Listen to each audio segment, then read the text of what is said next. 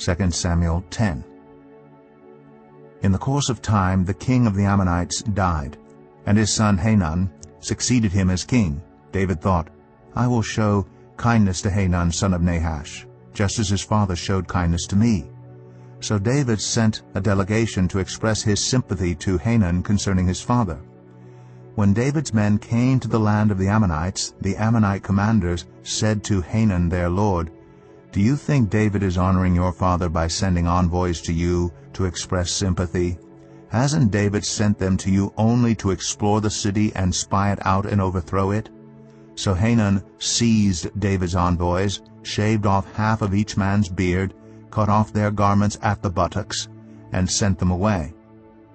When David was told about this, he sent messengers to meet the men, for they were greatly humiliated.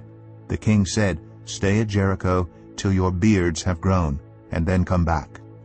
When the Ammonites realized that they had become obnoxious to David, they hired 20,000 Aramean foot soldiers from Beth-rehob and Zobah, as well as the king of Maacah with 1,000 men, and also 12,000 men from Tob. On hearing this, David sent Joab out with the entire army of fighting men. The Ammonites came out and drew up in battle formation at the entrance of their city gate, while the Arameans of Zobah and Rehob and the men of Tob and Maacah were by themselves in the open country. Joab saw that there were battle lines in front of him and behind him, so he selected some of the best troops in Israel and deployed them against the Arameans. He put the rest of the men under the command of Abishai his brother and deployed them against the Ammonites. Joab said, If the Arameans are too strong for me, then you are to come to my rescue. But if the Ammonites are too strong for you, then I will come to rescue you. Be strong, and let us fight bravely for our people and the cities of our God. The Lord will do what is good in his sight. Then Joab and the troops with him advanced to fight the Arameans, and they fled before him. When the Ammonites realized that the Arameans were fleeing, they fled before Abishai and went inside the city.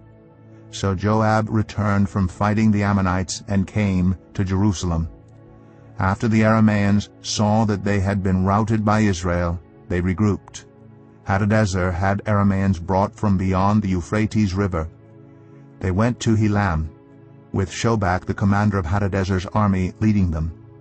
When David was told of this, he gathered all Israel, crossed the Jordan, and went to Helam.